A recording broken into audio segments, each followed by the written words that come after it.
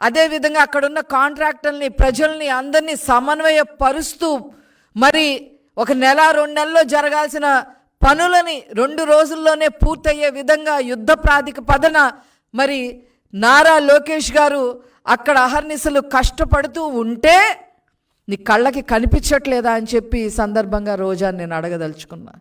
సిగ్గుందా మీకు అసలు? శవరాజకీయాలు చేస్తారా?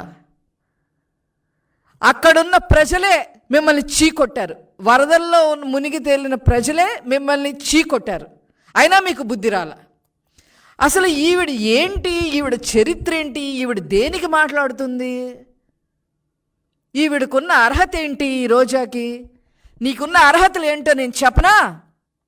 ఏపీఐసిసి చైర్మన్గా ఉంటూ కృష్ణపట్నం దగ్గర 11,000 ఎకరాలలో 2,000 ఎకరాలు 2,000కు పైన లావాదేవీలు జరిగితే నీ వాటా ఎంత తీసుకున్నావో ప్రజలందరికీ కూడా తెలుసు అని చెప్పి ఈ సందర్భంగా చెప్తున్నా. నువ్వు వరద బాధితుల గురించి, ముఖ్యంగా నారా లోకేష్ గారి గురించి మాట్లాడుతుంటే దయ్యాలు వేదాలు వల్లిస్తున్నట్టుగా ఉన్నాయి. అదేవిధంగా ఏపీ టూరిజం మినిస్టర్గా మీరు ఎన్ని దందాలు చేశారో ప్రజలందరికీ తెలుసు. సీఎంఓలో ఒక ప్రముఖ అధికారి మేనల్లుణ్ణి అక్కున చేర్చుకుని అర్హత లేకపోయినా ఆర్టీసీలో పనిచేసే వ్యక్తిని అర్హత లేకపోయినా రాయలసీమకి డివిజనల్ మేనేజర్గా చేసి అతని ద్వారా తిరుమలలో ఎన్ని దందాలు చేశారో ప్రజలందరికీ తెలుసు అని చెప్పి ఈ సందర్భంగా తెలియజేస్తున్నా. మీరా మాట్లాడేది నారా లోకేష్ గారి గురించి, చంద్రబాబు గారి గురించి? అక్కడ దాకా ఎందుకు? కూటవేటు దూరంలో, అంటే జగన్మోహన్ రెడ్డి ఇంటికి కూటవేటు దూరంలో ఎన్ని ఎకరాలు కబ్జా చేశారో, ఆ కబ్జా చేసిన వాటికి మీ బినామీ పేరు, ఒక రెడ్డి గారి పేరు కూడా మాకు తెలుసు. ఆ రెడ్డి గారు ఉండబట్టలేక మీకోసం గెస్ట్ హౌస్లు కడుతున్న విషయమూ మాకు తెలుసు. మీరా నారా లోకేష్ గారి గురించి మాట్లాడేది? అసలు ఏం పని నీకు ఇక్కడ? మంగళగిరి నియోజకవర్గంలో జగన్మోహన్ రెడ్డి గారి ఇంటి పక్కన నూతక్కిలో ఎన్ని ఎకరాలు భూమి దందా చేశావు? అసలు నీకేం పని ఇక్కడ?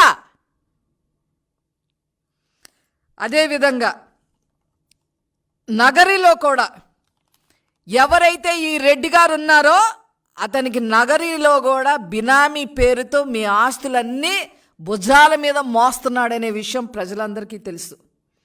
అదేవిధంగా ఏపీఐసిసి చైర్మన్గా ఉండగా కోట్ల రూపాయలు ఫర్నిచర్ కొనుగోలు చేసి ఒక అతని చేత కొనిపించి అతనికి కరెంటుకి సంబంధించిన కరెంట్ లైన్ కాంట్రాక్ట్లు ఇచ్చిన విషయం కూడా ప్రజలందరికీ తెలుసు అని చెప్పి ఈ సందర్భంగా నేను మనవి చేస్తా ఉన్నా.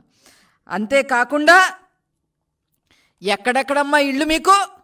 అడయార్ దగ్గర నుంచి, చెన్నైలో అడయార్ దగ్గర నుంచి, నగరి దగ్గర నుంచి, హైదరాబాద్ దగ్గర నుంచి, బెంగళూరు దగ్గర నుంచి ఇన్ని విల్లాలు కట్టుకొని ఈరోజు ఏ విల్లాలో కూర్చొని ఈ విషయాలన్నీ మాట్లాడుతున్నావు, ఈ దిక్కుమాలిన విషయాలన్నీ మాట్లాడుతున్నావో మాకు అర్థం కావట్లా.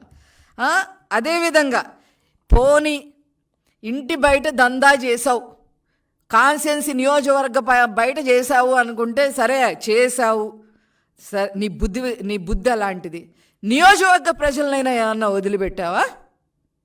నీ అన్నదమ్ములు ఇద్దరిని పక్కన పెట్టుకొని వాళ్ళ నియోజకవర్గం మొత్తం వాళ్ళకి అప్పచెప్పి నియోజకవర్గ ప్రజల్ని, నగరీ నియోజకవర్గ ప్రజల్ని ఎంత నాశనం చేశావో అక్కడ ప్రజలను అడిగితే చెప్తా ఉంటారు.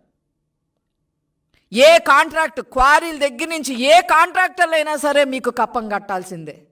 ఆ కప్పం కట్టలేక ఒక అతను హార్ట్ అటాక్ వచ్చి కూడా చనిపోయిన విషయం నీకు గుర్తులేదా రోజా అని చెప్పి ఈ సందర్భంగా నేను అడుగుతా ఉన్నా. నీకు డబ్బులు ఇవ్వలేక, లంచాలు ఇవ్వలేక, కాంట్రాక్ట్ పనులు చెయ్యలేక హార్ట్ అటాక్ వచ్చి చనిపోయిన వాళ్ళ లిస్టు కూడా మా దగ్గర ఉంది అని చెప్పి ఈ సందర్భంగా నేను తెలియజేస్తా ఉన్నా. అంతేకాదు వడమాలపేట అంజేరమ్మ కనుమ దగ్గర డీకేటీ ల్యాండ్స్, పేద ప్రజల యొక్క భూముల్ని ఎన్ని ఎకరాలు కొట్టేశావో ప్రజలందరికీ కూడా తెలుసు. అంతేకాకుండా అనధికారికంగా టోల్గేట్లు కూడా నడిపి నగరి నియోజకవర్గ ప్రజలు నడ్డి విరిచేసిన హీన చరిత్ర మీది. ఇవన్నీ చేయటమే కాకుండా మున్సిపల్ చైర్మన్గా ఒక మహిళను చేస్తానని చెప్పి ఆమె దగ్గర డబ్బులు వసూలు చేసి లక్షల్లో డబ్బులు వసూలు చేసి మానసికంగా ఆవేదన చెందే విధంగా మానసికంగా ఆ అమ్మాయిని అన్ని రకాలుగా ఇబ్బందిన పాపం మీకు ఉందా లేదా అని చెప్పి అడుగుతున్నా. ఇన్ని రకంగా రాజకీయ నాయకుల్ని, మీ పార్టీలో ఉన్న రాజకీయ నాయకుల్ని కూడా వదిలిపెట్టకుండా ఈ రకంగా చేసిన నువ్వు ఈరోజు నారా లోకేష్ గారి గురించి మాట్లాడే అర్హత ఉందా అని చెప్పి అడుగుతున్నా. 3132 కిలోమీటర్ల మేర పాదయాత్ర చేశారు. అక్రమంగా తండ్రిని జైల్లో పెడితే అన్నీ భరించారు, సహించారు, అన్నీ ఒంటి చేత్తో ట్యాకిల్ చేసుకొని ఈరోజు ఈ పార్టీ 164 సీట్లు గెలవటంలో 95% కృషి నారా లోకేష్ గారిది ఉంది ప్రజలతో పాటు. అట్లాంటి వ్యక్తిని ఈరోజు నువ్వు ఇష్టం వచ్చినట్టుగా మాట్లాడుతున్నావంటే అది నోరా లేకపోతే తాటి మట్ట అనేది మీరే తేల్చుకోవాలి. సిగ్గులేదు మీకు? కొంచెమైనా సిగ్గుందా మీకు?